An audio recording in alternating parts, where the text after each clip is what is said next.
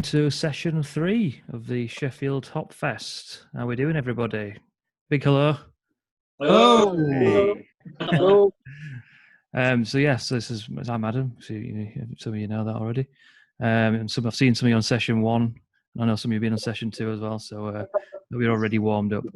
6% and above. It was funny actually, because I thought when we were discussing this, I thought everybody'd dive in and go for IPA. So I kind of left it. And I thought, well, I'll just go for like 6% and above, and then people hopefully just do that anyway, and then save the stouts for tomorrow. So should we just go around and say hello to everybody? Let's start with Darren. Hello, Darren. You back again? Hi, good to see you. Yeah. What have you got? What have you brought? And the other question. Yeah. What is the ideal strength beer to 1 decimal point?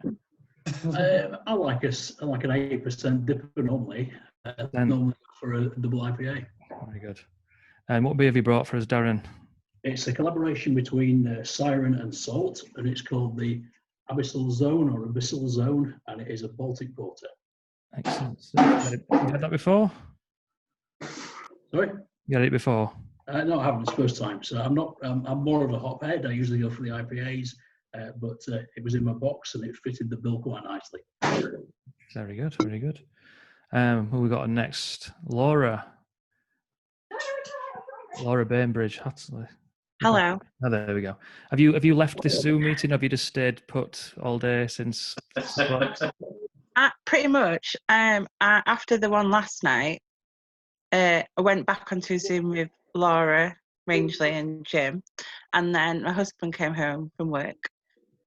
He works at a beer shop. He brought some beer home. I was up till 4, so haven't really left the bedroom much today.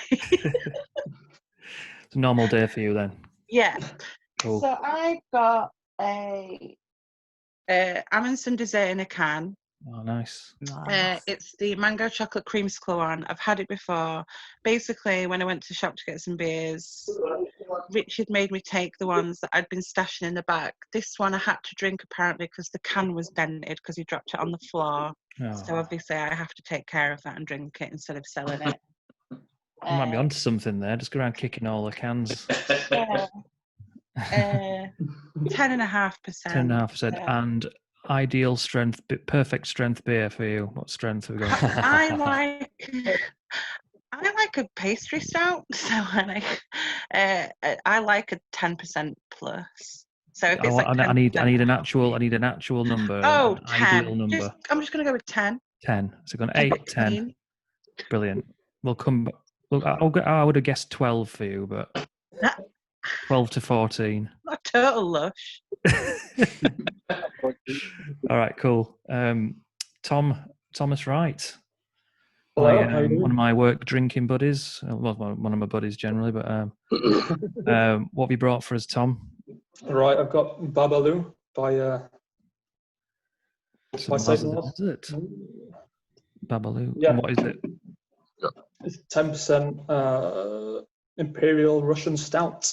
Nice. So we've all gone dark so far. This is falling apart. My plan of the special. And an ideal strength for you, Tom. I don't think you're probably going to go quite as high as that if I know you well enough. No, it wasn't. You know me well. I don't go that high usually. I was thinking maybe 5.5, 5.6, let's say. Get out.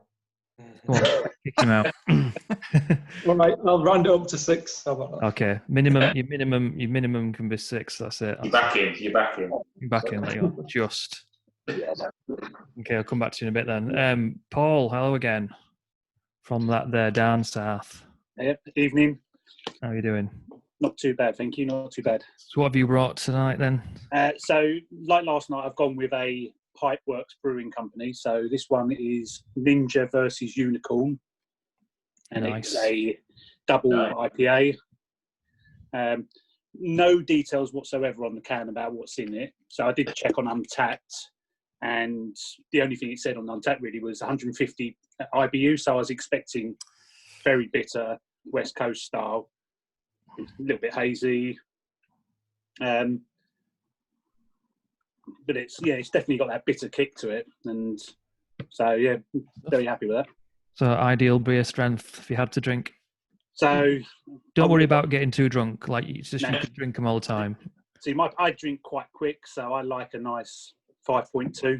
5.2. Okay. Need to write these down. I'm gonna get a mean average by the end of the night. Cool. Vicky and Simon, the Beers Without Frontiers posse. Hello. Good evening. Right, what we have here is a beer called Halloween in January from Twisted Barrel from Coventry, down the road from us. This is a peanut butter imperial stout. So basically, there's no peanuts were harmed in the making of this, by the way. It's a peanut butter flavouring, as it points out quite explicitly on the can, and vanilla, loads of vanilla in it as well.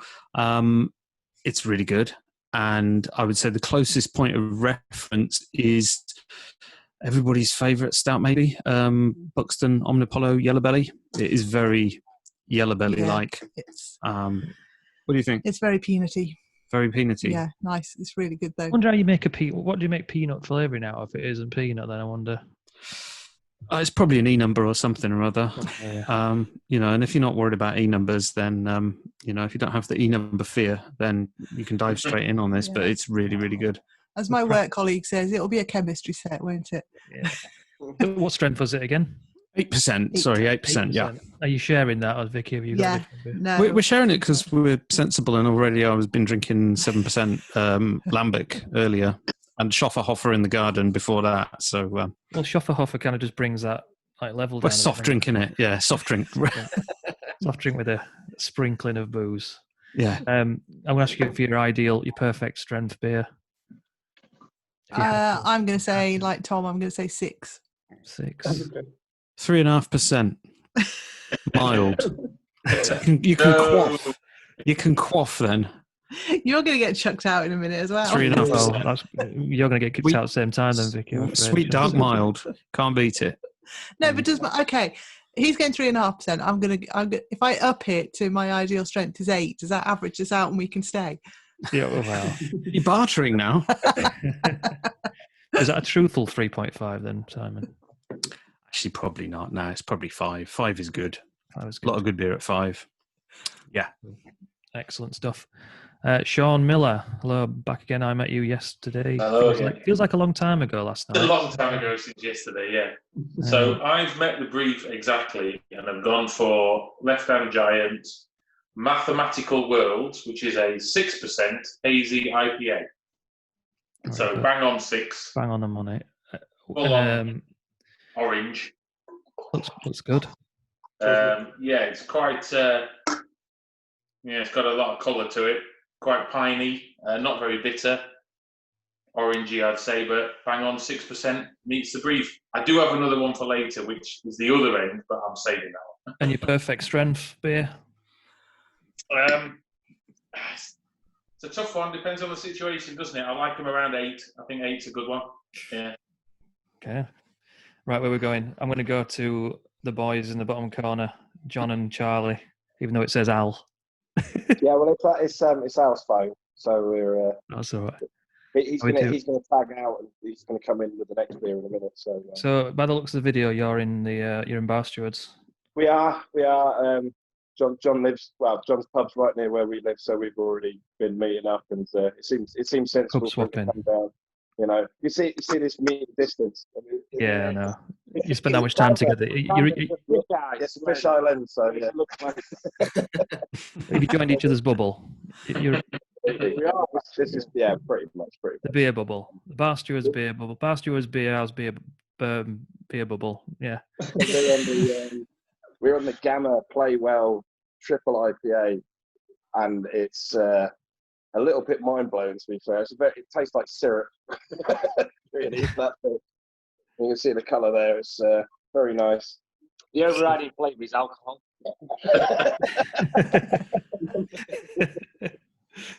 Go on then. What's your perfect strength, Charlie? Perfect strength. I'd probably say 6.5. 6.5. Good answer, John. For me, I would say between 4.8 5.2 because I like to be out for a long time So if I go +6, if I'm drinking a gallon of ale, if I'm drinking +6, that means I'm going home and my wife is not happy. Charlie, you've seen what Charlie and Al can do it really well. They can drink 8% things for a really long time. They And just drink don't go carbs. home. They drink carbs. I like to drink pints. Awesome. I'll come back. We'll come back in a bit and see how you've been getting on during lockdown. Anyway, another quick catch up about that in a bit. Next one, Joel, my brother, from the same mother. What you got? Well, I've got two. Good stuff. Got two of these brewed by numbers. There's a West Coast pale ale and an East Coast one, which is apparently the same. They use the same ingredients except a different yeast. Maybe. Yeah, and I got them. There's a shop. There's a pub around the corner. Oh, what on earth was that? Yeah, there's a pub around the corner that's a really good pub, and they've been opening up on the weekends and selling their cans and stuff. So when I got some for yesterday, and then I got these for tonight. But then you drunk them. I drank them, so I had to go and get some more. But luckily, I can't remember what it tasted like, so it's like the first time. One of them 6.8. Sorry, one of them the West Coast is 6.8, and the East Coast is 6.2. Oh, interesting. Looking forward to drinking these again. Excellent stuff. And what would you say? Perfect strength. Perfect strength is, I'd say, and I'm not just saying this to be like annoying for the group, but probably 5.9. Because 5.9. Jaipur. It means that if you're in a pub, that if you see a 6, you might be like, I better not. But 5.9, even though it's pretty much the same, seems like it's a lot less. It's like the 99p thing, isn't it? With money. It just feels exactly. Yeah. So I'd say 5.9 because I don't really tend to go too much over that anyway. Because like you were saying, I can't remember what the kind. You be out for a bit, you're gonna have a handful, couple of pairs of pints. So. Cool. Excellent stuff. And Joel's in Manchester, so is what pub was it that's doing that? The Hillary Step. Been giving away glasses. It's in Whalley Range, and it's less than a minute from our flat, so it's good stuff. great. Right, there's one more person I've forgotten, and it's producer James up in the corner. Hello. James. Producer James, that's an upgrade. That I'll take that. I was laughing earlier because it really sounded like when Charlie started talking, it sounded like he was about to say, "This is John lives here now." I thought he was going to say that he's just moved into Bar Stewards. It sounded like that's where you were going with it before you. To be fair, we have a shared house. He often comes to mine, or he often comes to him. We're in our bubble. That's what we do. Very good. It starts here and ends in S11. I also noticed linking a few things together because Laura's got the dessert in a can, and I noticed on the Bar Stewards feed today that you've got the barrel aged in a can that I've not seen anymore. You drunk it, Charlie? Fairly amazing. So I'm impressed with that. So I've gone local actually, and I only saw this for the first time a couple of days ago. So this is Triple Point, and it's their first double IPA. I'm not sure whether or not it's called because it says double debut there, but then it's got like ×2 X2 written across the can, so it's got about 3 different names, but basically it is a double IPA. It's a kind of a beefed up version of their debut beer, which is called Debut, and has kind of won various different awards. The last time at Sheffield Steel City Beer Festival, I think it won Beer of the whole festival, if I remember correctly. And yeah, it's the first time that they've brought out a double IPA. It's actually it's quite gentle. And I said this last night about a 10% beer on my session.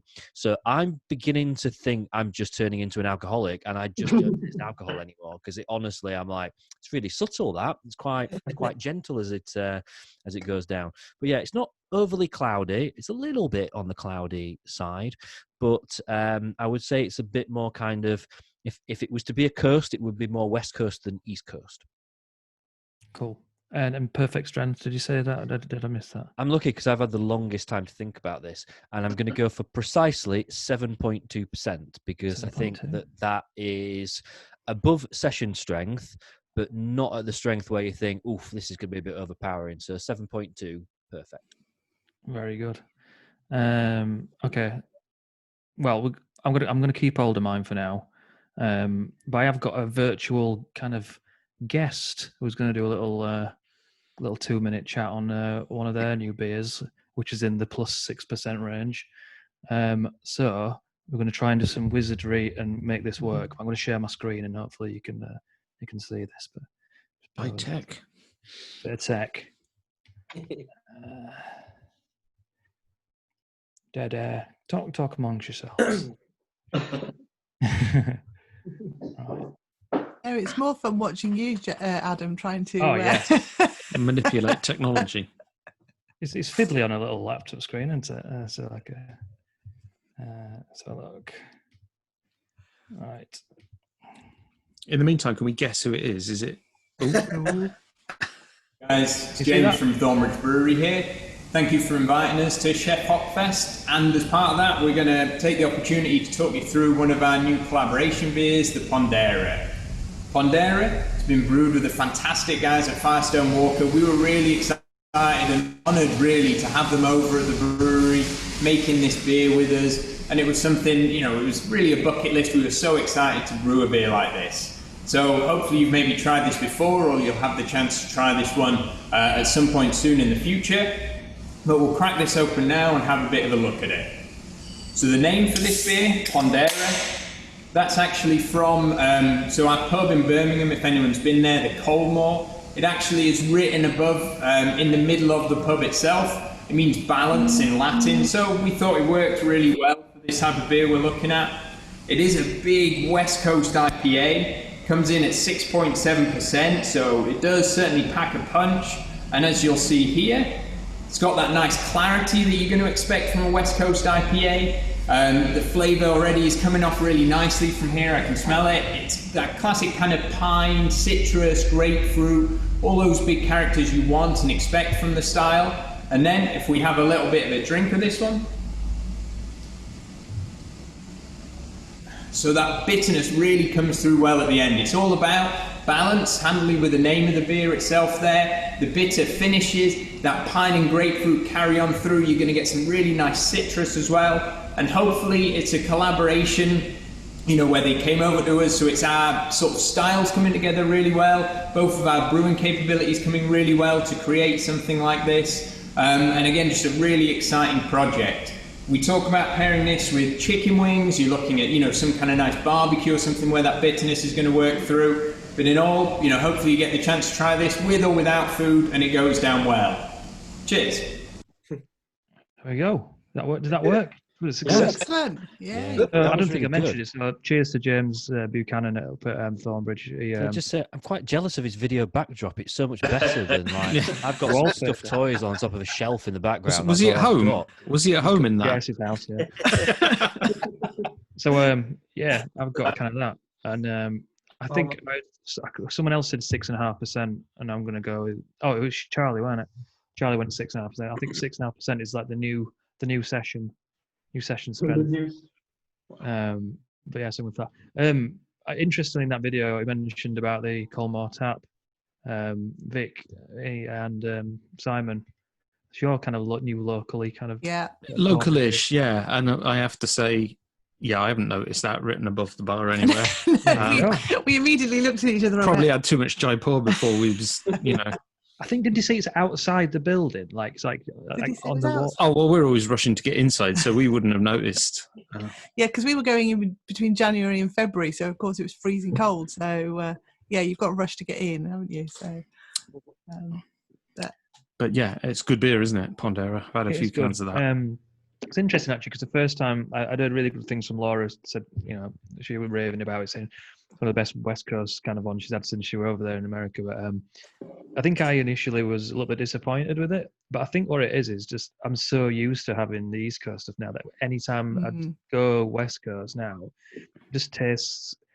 You said kind of unfamiliar again almost, and where I always used to be a kind of a big advocate for the West Coast, and it took me the same kind of sort of time doing it the other way around, kind of moving over to more East Coast style ones. But I thought it was interesting. Joel, you messaged me, didn't you, yesterday, saying that you got like basically the same beer, an East Coast and West Coast one. And there's a little video coming up in a bit from James is the second one, and we're talking about a bit of a beer, which is a bit of a blend of those two styles. So maybe you should try and find that beer in a bit, and pour half and half of that beer of yours into a glass and see if it tastes like a mountain. Actually, I've managed to get to that. What's the worst that could happen? Might give it a dodgy stomach. I've already got that from last night so far. But yeah, I think after having a couple of these, it's really good. It's quite light as well for us. I think it's 7.2. Oh, no, 7.2, 6.7. It's in my kind of range. But I agree with you, James, a bit actually. Like there's some really quality beers at that about 7.2, 7.4 kind of range. There's ones that come to mind.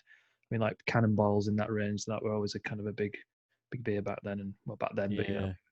I think the West Coast style sort of needs it a bit, doesn't it? Because it's kind of got that bite to it that you sort of need from that crispness, and that bitterness kind of goes with that that kind of bite from the alcohol.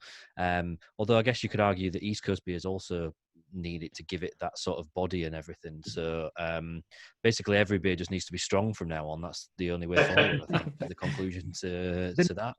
Do you think that there's like kind of an ideal strength for different styles of beer, or do you think that like, and kind of, have you got any ideas where they think that kind of sits? If you're thinking of maybe something strong that's even looking at styles like red ales or something, like there's a kind of a strength that comes to mind when you think, oh, what would be the ideal kind of strength for that?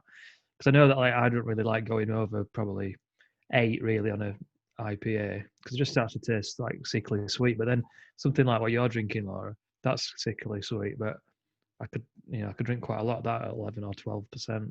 It's weird, isn't it? It's kind of if the stout's below 8%, it just needs to go home. Forget it. It's not worth it. So yeah, sorry. Does anybody kind of got any ideas on what they think that kind of where that kind of sits then? I think the trouble is you kind of, I say the trouble, maybe not the trouble, but you get used to drinking beers that have a certain amount of body. So like you're saying, maybe red IPAs or amber ales or stuff like that. If you go below 5%, it's just too thin anyway. And you get acclimatized to drinking bigger beer. So, you drop down to something, if it's a kind of IPA, like session IPA, which is a funny kind of phrase anyway. They used to just be called pale ales, didn't they? And then, the people realized they wouldn't sell unless you called it IPA. But they're just that little bit thinner. And you drink one, and you just go, nah, I just want something like Cannonball instead, with a bit of body to it. That's the thing, really. So much of the taste is also the body, and the alcohol is the taste, isn't it, really? I was wondering now, like, a lot of people said a while ago that, these new breweries didn't really know how to brew, and they just chuck loads of hops in it, and they could kind of hide behind it. Can you do that with strength, do you think, to some degree? I don't know. You can a bit. I think you can a bit, yeah. You can kind of. I think this is where things like the Colonel table beer, 3.1%. That's fantastic. I love that. I think it's great. I think there's loads and loads of flavour in it, and the body's really nice. But it's only 3.1%. I think if you do it well, you do it well. Colonel do it well. Yeah. Yeah. I've actually got a bottle of Colonel table beer in the side door of my car. It's really warm. Of course. Who doesn't? I was going to give it to my dad for my dad's birthday yesterday. I was going to give it to him part of that, and I kind of just grabbed it, put it in the car door, and then I've been in the car today, and I'm like, oh, it's still there. Just a warm beer, just in case you need a warm. On its side. It's still illegal. I know it's still level. Officer, it's not even 4%. Right, does it matter what type of weather it is as well as to what strength you want to drink as well? So next week, if we go back to the heat wave again, will we want to be on the lower strength? And I don't know, actually. Good point. I think I did a socially distanced park situation with a friend, and I took a can of 10% stout to drink in the park on a hot day, but I had put it in the fridge, so I figured it was fine, and it just tastes like an alcoholic chocolate milkshake. I was going to say, was it more like a kind of ice cream or something like that? Yeah, but I wouldn't have like a session on the imperial stouts in the sun, because I'd be on my backside really quickly. Actually, I'm a big fan of chilled stouts. I know everybody sort of says, oh yeah, room temperature or just below room temperature, but I think there's nothing more refreshing than a stout that's kind of chilled down a little bit. Really like them. I've had this one in the fridge, and I think, especially with the desserts in a can, they can be they're really sickly, and they can be not sickly, they're really sweet, they can be on the sickly side. And I think if they're a bit cooler than room temp, then it sort of stops it from being too claggy. Does that make any sense? No, completely. It's the same as, taking a chocolate bar out of the fridge, or you've left it in the sun and it's all runny, and For me, one style that definitely works better, being a little bit on the weaker side, is sours. Obviously, we had the session earlier on with Laura talking about them, but there's kind of been this thing with a few sort of imperial sours and stuff that have been doing the rounds, and they're just a bit. For me, they lose a bit of the balance, and sours just tend to. I don't think they're particularly about being overly boozy. It's kind of whatever else is going on that makes a sour attractive. So that's one style where I really don't think that stronger works better. I think we should ask John from the beer house about sours, because he's a massive fan. But it's also, I think with sours, with the fruity, you get sour IPAs. I don't see the point of a sour IPA. No. Yeah, we've talked about it before. It's just a weird. I don't feel like it works very well. Yeah. I mean, that one I had one last night. The Pomponcello Mellow. Pomponcello. So it was all right. A bit confused. But, boys down in the corner, are you listening? Yes. You all right? You having a good time? Cricket scoring. Sorry. How's your beers? James Marriott and John Gill and the cricket side of our friendship. The Sheffield Wednesday Association. So, guys, I was lockdown beam for you two then separately, I suppose. Mixed. We kind of come in towards the end, maybe not the end, but you can there's a light at the end of the tunnel now. I mean, there's two sides to look at it. One is that from the business point of view, it's obviously absolutely detrimental. From the personal point of view, is we own a pub, so if we want to go for a drink in a pub, we can. So all of you people who've had to, sit at home and do all this, we've had to go and do a bit of work, which also involves having cask ale and good beer. So there's two sides to every coin. What have you been doing to diversify then? I've seen some of your stuff go up and about takeout and stuff. How's that been? How's that gone? Has it been? Yeah, no, it's fine. So with the takeout side, obviously, we have WhatsApp groups, we have online shops, we have people who come and collect, we go and do home deliveries. So we've had to, anyone who's self-employed, when times change, you've got to adapt to the situation. Unfortunately, we have had to adapt to a global pandemic, which no one could predict, but we've got to change, adapt. We've done that. What we've done, covers the bills. It makes sure that, staff are looked after. We won't be taking necessarily money out of this, but if we can get to a position where it opens up that we are still here, staff are looked after, no one's gone hungry, then that's about all we can do. So from a business point of view, it's been absolutely catastrophic, and it's difficult to deal with. But if you're self-employed and you work in a business, then unfortunately that's something you've got to sort of adapt to, and you've got to prepare for a little bit. If you're working, you're not holding a little bit of money back to be able to have 2-3 months of no trade, then you put yourself in a very vulnerable position. So we've adapted as we can. It's difficult. What we'd like to see is some sort of information about when we can reopen, how we reopen. Is it a metre? Is it 2 meters? What do we do? Until we get that guidance, we're in limbo like everybody else. So it's difficult now because we don't know when it's gonna get better. It could be a year, it could be 2 years, it doesn't matter. But we're still here. We'll be fine. Yeah, we'll still exist, and when we're there, we'll be here to serve you beer when we can. Awesome. I suppose you two probably got two of the smallest pubs in the city as well, so you've got that kind of that added headache of how you do this in a safe way. And I suppose I think that's the problem. Do we until there's clear indication, how can we plan for it?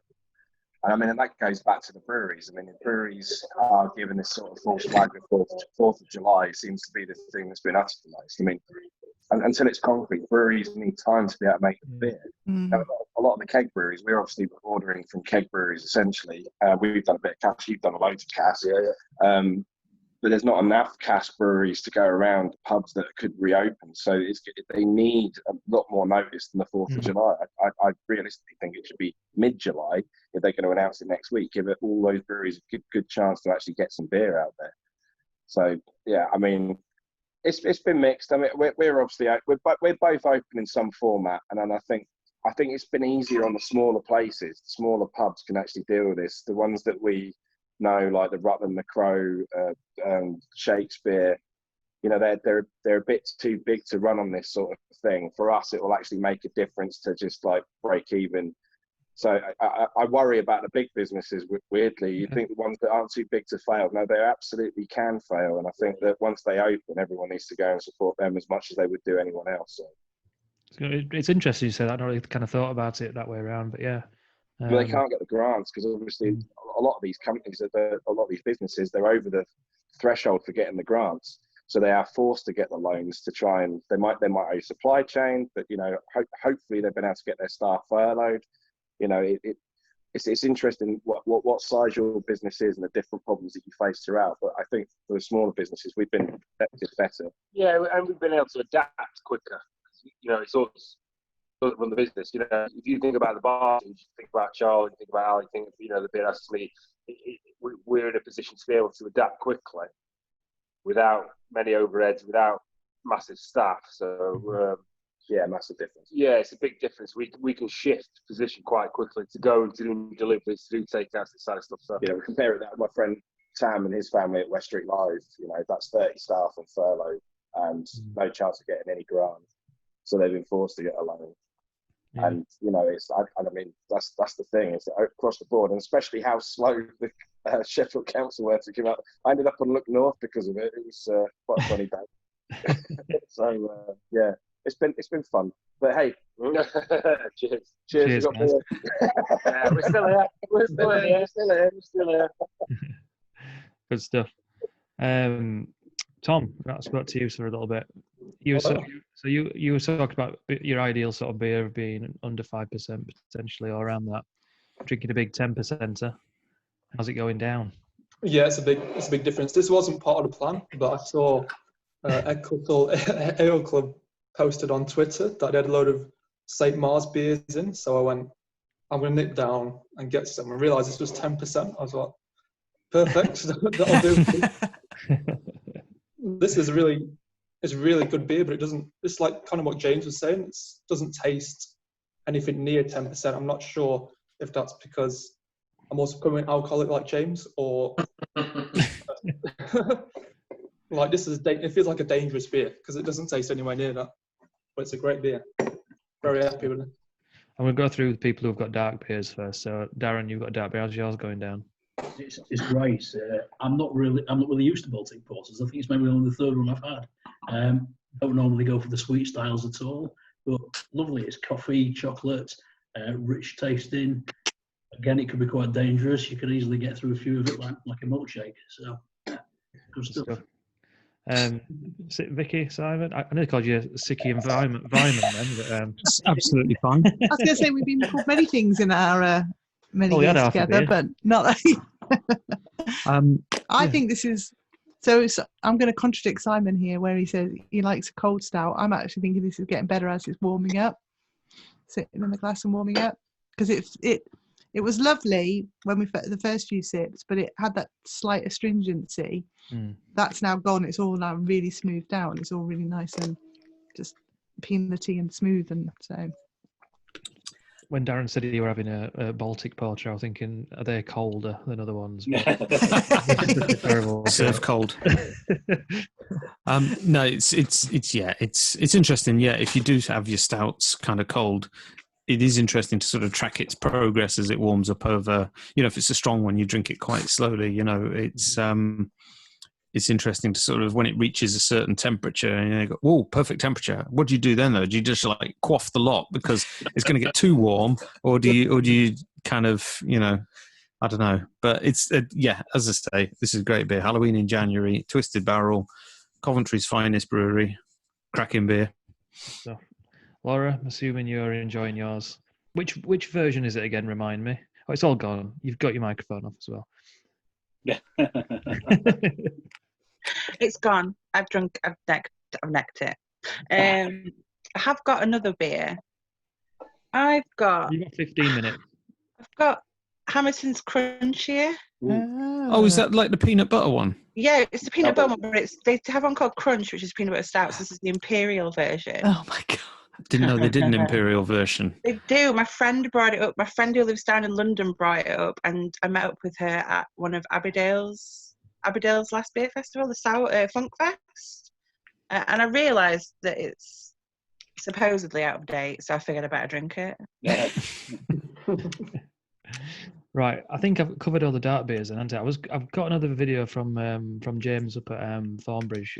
So before we kind of go on to back to Joel, because I want to talk about these two beers he's got, I thought I'd give this one a quick play. So again, fingers crossed we can get this working in a way that's. And the second beer that we're going to be talking about today is Northbridge. Northbridge. Also a collaboration. We worked with the guys at North Brewing Co. We've done some fantastic beers with them before in the past. We like working with them. Really, we enjoy going out to their pubs as well and having a few beers, as they have some great venues in Leeds too. And hopefully we'll be back in those soon, enjoying some beers as well. So again, a great opportunity to work with those guys. We named it, maybe not the most original name for this one, Northbridge, as a nice collaboration of our two names coming together there. And this one we'll crack into as well. This one's a little stronger than the Pondera, comes in at 7.2%. It's a mountain IPA, so really kind of getting in the middle of the East Coast and West Coast styles. You'll see on here, there is that light haze to it. It's not on the full length of that big kind of New England, but the haze is certainly there. And you're going to start getting that aroma coming from it. We're looking at that kind of stone fruit, pineapple characters going to be coming through nicely. And again, after having a look, having a bit of a smell, we're then going to have a taste too. So on this, you can expect that big juicy character coming into it, that tropical fruit note, still a light bitterness on there. This one comes in at 30 IBUs, so it does still have a little bit of a kick, but nothing overpowering. It's going to drink really nicely. We talk about, again, pairing this one, maybe a goat's cheese salad actually is our recommendation. Otherwise, you're looking at nice Mexican food, something a bit spicy as well, something quite exciting to go along with it, and with those big fruity flavors. But again, another beer that hopefully you enjoy or get the chance to enjoy in the future. And cheers. There you go. So yeah, there we go. So that's another beer, 7.2%. James's perfect strength.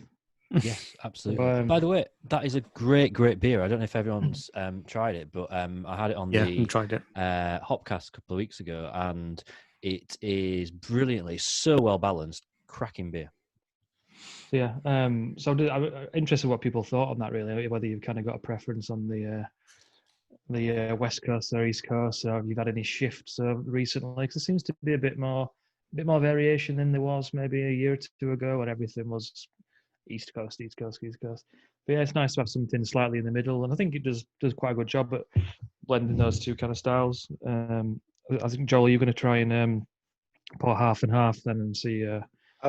Create your own mountain IPA. I'm pouring that one, but I left some dregs of the West Coast in it. But so how you found your beers, Joel? Pretty good, decent. Yeah, nice. I find it difficult to explain flavour, but it's quite crisp. Didn't taste as strong as it is, which is dangerous, obviously. And I think I definitely, in Manchester, busy, from town to home, there's a couple of shops that I'll pop in and get some beers, and it tends to normally be, they have a lot of vocation, and there's not much variety, but enough to go in and just pick some stuff. If they had these, I think I'd definitely go back to these. But these size cans, there's only a couple in the Tesco. There's that. Is it Lemonade? Yeah. Lemonade. Yeah, it's vocation. Yeah. Yeah, and the what's the Magic Rock one? Illumination. These are the 440s is kind of like the new standard, isn't it? Yeah. Seems to be the stronger beers go in the bigger cans, and the weaker beers go in the smaller. Yeah.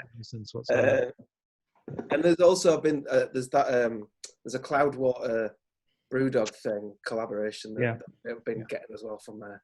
But yeah, it's nice. I'm just gonna have the first sip of the East Coast one.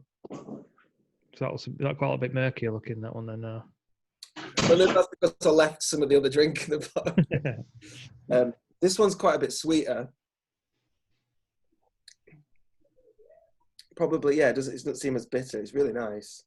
I think I'd probably choose this one over the West Coast. But yeah, it's nice. It's nice. I like. It looks dangerous as well. I like the can. It looks like it's gonna do some damage, doesn't it? I'm more a fan of their own style branding when they're on the white labels bottles, but can't win them all, can you? But, the other ones as well. Been getting. They've got some Pomona. I don't know if you've had Pomona and stuff. Their packaging is really nice. Yeah, it is nice. It's almost like I almost feel like I don't want to recycle it.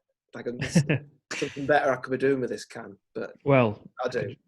I do have something you could do. I'll show you on a different day. But yeah. Paul,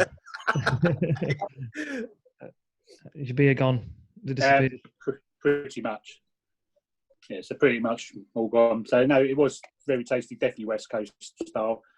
Going back to Joel's beers, I drink brew by numbers quite a lot. My personal preference is definitely the West Coast. I think, really, even though I'm a big New England fan, I just think that West Coast one that they do really hits the style a lot. Yeah. Yeah, but I want to ask Laura a quick question. Obviously, the dessert in the cans. I'm a big fan of dessert in the cans. What's the best one? The ex-convict. Oh. I like the salted caramel cookie one. I think. The one I've still not had the pistachio one that came out on the last round, and I'm most excited for that one. I like the blueberry maple pancake stack one's pretty good. Yeah, that was pretty much my beer of the year. The smell that came out of that can was amazing. The peanut butter one was a bit of a disappointment. Yeah, but no. But yeah, no, I definitely the blueberry pancakes was amazing. I can see bar stewards have cracked one of the barrel aged ones out there, and I've not had one of the barrel aged ones yet, so I'm excited for that. I've got the salted caramel chocolate chip one. That's the one that I really like, but not the barrel aged. Hello, Al. How you doing? You right?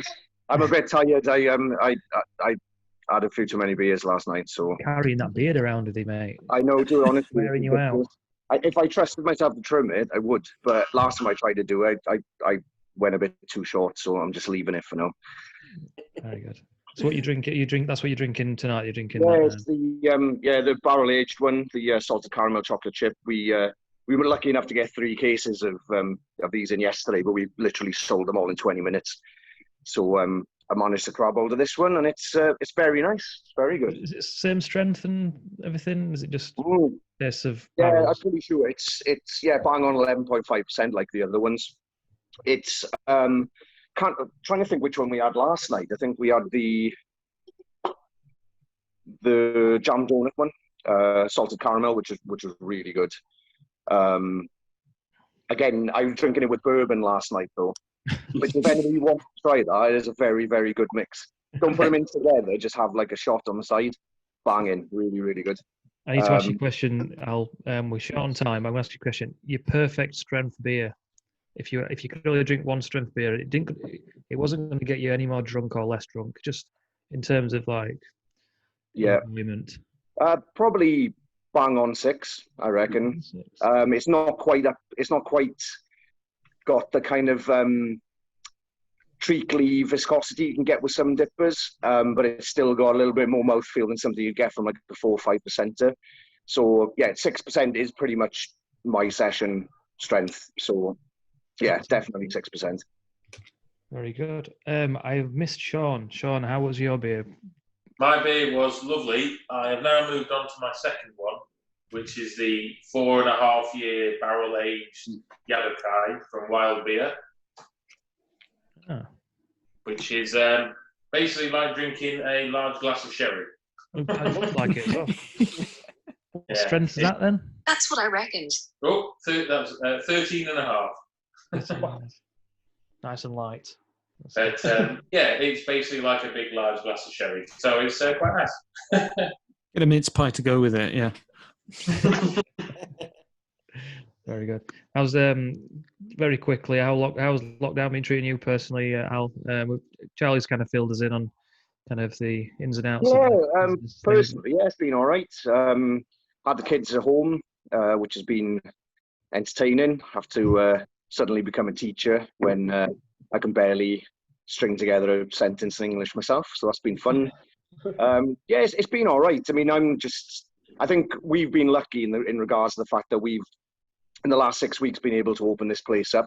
So even though I've not been able to see people for a long time, I still have been able to kind of get it, like, you know, make contact with people that I haven't seen for a while. You know, we've had a lot of our regulars coming in, you know, and even just a quick 1 or 2 minute chat while they pick their beers out has been a massive help for me, really, because, you know, I've lucky enough to have a lovely wife and 2 lovely kids, but sometimes it's quite nice to get adult conversation and not talk about dinosaurs and Minecraft. So yeah, it's been pretty good. Very good, very good. Yeah, I was you might be able to answer this. West Coast or East Coast? We're just talking about the drinking the middle of the road North Bridge, which is apparently somewhere in the middle. Right. What's your kind of preference? Are you still heavily into the East Coast? Yeah, I go for New England. I'm a big fan of the haze, the juice, the kind of roasted pine nuts aftertaste, the kind of like nice hit of bitterness. I'm all about that. I mean, it's a shame for me because you kind of get to the point that if a beer is clear, it's the opposite of how it used to be, and now I wonder what's wrong with it, because I want beer that's like literally so haze filled that I can't see my fingers on the other side. Not that there's anything wrong with that, but it's like, you know, it's like I said, it's the opposite of like someone who loves their traditional cask, so they're expecting it to be crystal clear with a big white foamy head on the top, whereas I'm the ones that, you know, give me a Merc bomb and I'm happy. I'm a happy boy. It's been interesting going back to having a proper pint of cask. I imagine you've had a couple. Have you had any at all? Actually, maybe you've not had any. Yeah, we basically shifted what we had left in the cellar, but we've got a really good real ale pub across the road in the Kellam Islands Tave. So they're shifting really good amounts of cask on a weekly basis. So for us, we've always been known for, you know, more for a keg and a cans and a bottles than we have for a cask. So we're only open for 8 hours a week. It's barely worth us tapping a cask and going, because it'll end up either getting thrown or me and Charlie will die because we will attempt to drink it all. So yeah, it's best just not to have it. Awesome. We've got a few minutes left, but I want to whip round and just ask a quick question and keep it as concise as possible. I'm going to start with you, Darren. When lockdown is finally over, what's the first thing beer-wise you're going to do that you haven't been able to do? Well, when the pubs are opening again, I'm desperate to get back in the rutty, have some of their lovely vegan food and pints of Colonel Pale, whatever hops in it on that particular occasion. Can't wait. Excellent. Laura? I was too busy chatting on the chat. I didn't know what you said. I was saying, as soon as like lockdown's finally kind of, you know, safe, what's the first thing? What you craving to do that you're not able to do for 3 months? Rutland. Yeah. Tom, I miss Rutland, and I miss the. Do you know what I miss? I miss buying a beer and, you know, you go, oh, this beer's amazing, taste it, and tasting everyone's beers, and that just seems like a wild thing to do now. Just like sharing your beers with random people, but. Okay, yeah, we aren't kind of going into much detail when you see people on TV and in just programs like hugging each other, and you're like, "What are you doing?" Yeah. It's like, Tom, what's the first thing you want to do? I suppose it's probably having a pint with me down Rutty, isn't it? Well, yeah. Well, it is along them lines. It's having a nice beer in a beer garden, enjoying the sun, like mid-afternoon. That's all I've been thinking about for 3 months, basically. Lunchtime pint, nice one. I wasn't going to say that, but yeah. Simon and Vicky. Jumping on a train, being actually able to go on a train, go into Birmingham, go to the original Patty Men, which is a burger joint. They do the best burgers ever. Having one of their burgers, and they also do Siren beers as well. So to keep it beery, they would have a nice Siren beer with that as well. I think Yeah, you're both itching to come up to Smod as well, aren't you? At some point. Yes, yes, yeah. The first chance we get to come up to Smod, because we've not done that before. Because I love their beers, so I would do that. But whilst we was in Brum, after we'd had our Patty Men burgers, I think we'd be to the Colmore tap and have a pint of cask Jaipur, because they look after it at the Colmore. So that would be that's on my hit list as well. Awesome. I'm going to jump up to other James because I keep forgetting you there, James. But what's on your radar for post me? It's probably. I was talking about this earlier actually, because obviously today was the first day that the football was back, and I'm a Wednesday fan, so it would have been like today was quite a sunny day, so walking from my side of Sheffield over to Hillsborough, and the pre-match stuff, but then the after-match routine, which is down to Kelham Island, so that's off to see Al and going to Shakespeare's, and then over to the Crow, and then Kelham Island Tavern, and just kind of basically everywhere in Kelham Island. And I didn't realise how much I've been like, no, I'm fine. I'm coping all right with that pubs. It's not bothering me. It's fine. And then as soon as we started talking about it earlier today, I was like, oh my God, I miss Kelham Island so much. Awesome. Sean, what's on your hit list for? Well, we've always been a bit sparse in Doncaster, so it is usually a trip into Sheffield. But I quite like to start at the Draftsman at the train station in Doncaster, then get a few around Sheffield, and then coming back, finish at Doncaster Brewery and Tap for a couple in there. And I've missed a night out like that with some friends, no end. So that'd be great. Brilliant, Paul. Yeah, just for me, it's the best local pub near me, which is called the Hope in Carlshorten, and just a pint of cask, wherever it is. Not bothered. No. Even a best bitter or a mild. Well, if I had a choice, it'd be pint or Manchester bitter, but one of those. Awesome, Joel. So the pub around the corner, Hillary Step, that's proximity, also a really good pub, but the pub that we're in town mostly is Smithfield, which is a blackjack brewery run pub. So we go there quite a lot. So it'd be nice to. A normal thing would be to finish work and then go there and have like 4 to 5 pints or something. 45 pints. 45 pints. What do you mean? That's what everyone's trying to do. Is like 45 pints. You mean you don't have 45 pints after work? So yeah, that I think. Al, you just wanted what you wanted. You just want to get your own bar back open, because you famously say that you just like drinking in your own pub, don't you? Yeah, no, it's. I think it's similar to Laura, really. It's been nice to reconnect with people. We've had, like I said, we've been lucky enough to open up as a bottle shop for the last kind of 6 weeks, and it's been, we've sold all our beer, and we've been happy to sell it. But I like when people come in the bar and I can chat to them about the new things we've got in and recommend them. I just want to see people again, really. I think same for me. I think, like I said, Tom, it's nice to just do that after work beer when you just had a bit of a stressful day before you go home. Have a beer, or maybe if I'm heading for the bus and I'll drop in somewhere like Bar Stewards or Shaky or Crow. Choose a different one on a different day, or maybe all three if I've got an extra bit of time. But just kind of. You come in and see you see some friendly faces, and knowing you're going to get a top quality beer, and always something new that you've probably not tried. And at the minute, it's kind of, we're all in that situation where we're relying on, if for the easy option, you're relying on, what is quite good supermarket beer at the minute.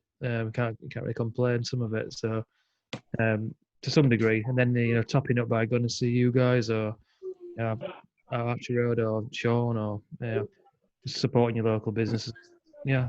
Hopefully they'll come out of this in a good way as well. I think people are going to start realizing that they need to support local businesses, and depending on how much they've kind of, done a lot of work, like key workers, aren't they? In a way that definitely.